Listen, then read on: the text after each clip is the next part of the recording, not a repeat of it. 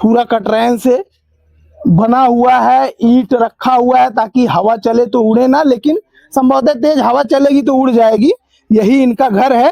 और हमारे साथ जो इनके पड़ोसी हैं वो भी हैं, उनसे बातचीत करते हैं कि आखिर कितनी दिक्कत हो रहा है, क्यों इनकी मदद नहीं कर पा रहे हैं अधिकारी, और क्या दिक्कतें आ रही हैं। भैया क्या नाम है आपका? कृपानाथ। यहीं रहने वाले हैं जी। ये बताइए, इनके घर में सच में कोई नहीं है? नहीं सर, कोई नहीं है, एकदम ये अकेली है। हाँ। तो कैसे खाना वाना कैसे? अब खाना वाना मान लीजिए बीमार पड़ता हम लोग आरी बगल में लाकर दे देते हैं, यही कर सकते हैं। मान लीजिए जब तक सही रहता तब अपन कुछ करे, लेना ही सही रहे तो भाई आरी बगल समझ दिया जाता, खियावल जाता है। यही है। क्या अधिकारी नहीं देख रहे हैं सब चीजें? अरे सर कोई नहीं आते हैं यहाँ पे, कोई नहीं पूछते हैं। हाँ, आवास भी नहीं मिला है अच्छा इनको? नहीं, इसको भी बहुत सांसद है। सरकारी सुविधा के नाम पे खाली 5 किलो वाला बस राशन बस है। 5 किलो राशन पाती है, बताइए महीना दिन उसका कैसे चलेगा। और इनके पति का कैसे मौत हुई? वो बीमार थे सर। मतलब जब इनका लड़का छोटा था हाँ हाँ, तभी मर गए थे वो। अरे 20 साल हो गया लगभग मृत्यु हुए। जो इनका लड़का है, लड़का उसको 10 साल हो गया। 10 साल हो गए। वो भी बीमार हो गया तो वो भी मर गया। उसके बाद से कोई है नहीं? कोई नहीं है, सिर्फ अकेली है बस। क्या कहेंगे, क्या मदद अधिकारियों से आप लोग कहेंगे? अब यही होगा सर, जो भाई अब सरकार जो उसको मदद करे। अब मान लीजिए हम लोग कितना दिन मदद करेंगे? मान लीजिए बीमार हो जाएगा, 2 दिन हम लोग खाना दे देंगे, ही कर सकते हैं उसके लिए। तो राशन वगैरह नहीं रहता तो आप ही लोग देते होंगे? अब आखिर नहीं खाएंगे तो हम लोग सामने भूखे मरने थोड़ी दे, हम लोग देख जाएगा हम लोगों को। अधिकारी भले मरने दे लेकिन पड़ोसी नहीं मरने देंगे। सर अब मान लो हम लोग बगल में हैं, वैसे थोड़ी हम लोग भूखे सोने देंगे उसको। अब अधिकारी अब भाई नहीं कर रहे हैं तो क्या कर सकते हैं उसमें हम लोग। मेरी अपील है महाराजगंज डीएम से, इसके अलावा अन्य जो अधिकारी बैठे हुए हैं जिनके कानों पर जू तक नहीं रेंग रहा है, उनसे अपील है कि वो इनकी मदद करें कम से कम। इन्होंने हमको बताया और वही पूरा कागज लेके दौड़ रहे हैं, उसके बाद भी कोई मदद नहीं मिल रहा है। भैया क्या नाम होगा, कहाँ के रहने वाले हैं? नाम हमारा मोहम्मद मोइन है और इसी ग्राम सभा के रहने वाले हैं। टोला हमारा अलग है। अच्छा ये बताइए, आप इस महिला के लिए कहाँ कहाँ अभी तक गए हैं और क्या दिक्कतें आ रही हैं, क्यों इनको सरकारी चीजों का लाभ नहीं मिल पा रहा है या कोई मदद नहीं मिल पा रही है? देखिए, जब हम लोगों को पता चला है इनके बारे में तो इनके घर पे आया गया, तो इनसे पूछने पे पता चला कि सरकारी जो भी योजनाएं हैं, सिर्फ इनको 5 किलो राशन कार्ड का जो है राशन कार्ड बना हुआ है, 5 किलो राशन मिलता है। इसके अलावा एक इनके पास पुराना शौचालय है और कोई इनको योजना का लाभ नहीं मिला है। तो हम जब से पता चला तो इस बात को लेकर हम बीडीओ महोदय नौतनवा से संपर्क किए, उनको ज्ञापन भी दिए। उन्होंने आश्वासन दिया कि हम 1 आध हफ्ते में कुछ करवाते हैं। 1 हफ्ता बीतने के बाद में हमें पता चला कि जिला अधिकारी महाराजगंज का जो है इनके नौतनवा तहसील में समाधान दिवस का जो है कार्यक्रम है, तो इन महिला को हम यहाँ से ऑटो रिक्शा पे बैठा के लेके गए वहाँ पे।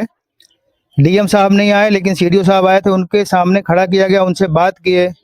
उन्होंने भी आश्वासन दिया कि ठीक है, अभी तो समस्या इनकी काफ़ी है, कैसे ऐसे हो सकता है, लेकिन यह है सबसे पहले इनको राशन कार्ड का लाभ दिया जाए।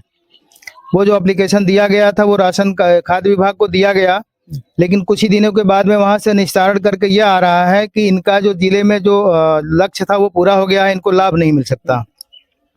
इस बात को लेकर जब हमने बात किया ये खाद्य अधिकारी से, उनसे हमने बात किया तहसील पे, तो उन्होंने कहा कि एक काम करिए, एक प्रस्ताव बनवाइए और प्रस्ताव अगर बन जाएगा तो इनका अंत्योदय राशन कार्ड बन जाएगा। 5 किलो नहीं, इनको 35 किलो राशन मिल सकता है। तो हमें भी लगा कि चलिए अगर बन जाता है तो बेचारी का कम से कम बाकी का जो जीवन है वो आराम से जी खा सकते हैं। तो ये प्रस्ताव लेके जब वापस हम गए तो वहाँ पे जो खाद्य अधिकारी थे वो तो नहीं मिले, लेकिन सप्लाई इंस्पेक्टर साहब से हमारी बात हुई। प्रस्ताव उनको हमने दिखाया तो उन्होंने हमें ये कहा कि यह प्रस्ताव तो ठीक है, ये अपूर्ण है, ये अब एक दूसरा प्रस्ताव बनवा के हमें दिखाइए, लाइए हमारे पास, कि आपके गांव में जो भी अंत्योदय कार्ड के जो पात्र हैं जिनको राशन कार्ड मिल रहा है, राशन मिल रहा है, किसका नाम काटा जाए कि इनका नाम जोड़ दिया जाए। तो वहाँ पे हमने बात किया कि सर इससे तो हमारे गाँव में एक जो है खुराफात पैदा हो जाएगा, विवाद पैदा हो जाएगा। हम किसी का विवाद नहीं करना चाह रहे, किसी का भी, हमको इनका मदद करवाना है, मदद करवाना है। हम ये चाह रहे हैं कि इनकी मदद हो जाए, और वो भी उनसे हमने कहा कि आप जांच करवा लीजिए, उनके मौके भी जांच करवाइए, अगर ये पात्र पाती मिलती हैं तो इनकी मदद की जाए, ना कि हमें किसी का विरोध करना है। अब हम एक सिस्टम से थोड़ा सा हम सवाल ये करना चाह रहे थे कि हम ना तो हम किसी राजनीतिक विरोध कर रहे हैं और ना तो किसी चीज का, और हम किसी तरह से हमें कोई हमारा और कोई उद्देश्य है, सवाल ये करना चाह रहे थे कि जो भी योजनाएं हमारी सरकार जो भी चला रही है, चाहे वो केंद्र सरकार की हो चाहे प्रदेश सरकार की हो, योजनाओं का क्या ऐसा समय समय पे उसका सत्यापन होता है क्या कि किस योजना का पात्र कौन व्यक्ति है? अगर होता है तो ये महिला कैसे छूटी? और हमारे जो प्रतिनिधि हैं, चाहे वो ग्राम प्रधान हो, चाहे वो विधायक हो, सांसद हो, जो भी प्रतिनिधि हो, जो जिनको वोट लेने का हक है, वोट के टाइम पे आते हैं और ठीक है ये वोट हमारा है, इनसे मिला जाए। हर किसी को जिसको नहीं पहचानते हैं उसके पास भी उनके भी पैर पकड़ा जाता है। लेकिन क्या अगर हम उस समय अवसर मिलता है हमें सेवा करने का तो भी बाद में देखा जाता है क्या? तो हम ये कहना चाहेंगे और हम इस बात को लेकर डीएम महोदय, ये बीडीओ महोदय से मिले, फिर सीडीओ साहब से मिले। वीडियो क्या कहे? बीडीओ साहब ने कहा कि ठीक है हम देखते हैं, लेकिन कुछ हुआ नहीं ऐसा, आश्वासन नहीं मिल रहा है, काम नहीं हो रहा है। अब योजना ये बनाए हैं, आपका धन्यवाद हम देना चाहते हैं कि आपसे हमने बात की और आप यहाँ मौके पर आए हैं। हम चाह रहे हैं, हमारा और कोई उद्देश्य नहीं, हम चाह रहे हैं कि इनका जिस भी तरह से सहयोग हो सके हो। और ये सरकार सहयोग नेता या फिर जो प्रतिनिधि जो है, जो सहयोग की जहां तक बात है, वो योजना का लाभ इनको दें, अपने पास से पर्सनल नहीं। योजना जो है, जो भी योजना आती है सरकार चलाती है योजना, उस योजना कहाँ जा रहा है, वो क्या उसका सत्यापन होना चाहिए? सत्यापन हुआ है तो हमारे गांव में ये महिला कैसे बच गई इस तरह से? अगर इस पे कार्रवाई नहीं होती है, इनको न्याय नहीं मिलता है, तो हमारा ये योजना एक तैयार है। हमारा प्लान ये है कि हम इस बात को लेकर डीएम महोदय से मिलेंगे महाराजगंज, वहां भी अगर न्याय नहीं मिलता है तो हम एक पत्र ये भी तैयार किए हैं कि इन महिला को लेकर हम मुख्यमंत्री दरबार में जाएंगे, हम गोरखपुर, ताकि इनको किसी तरह से इनको न्याय मिल सके।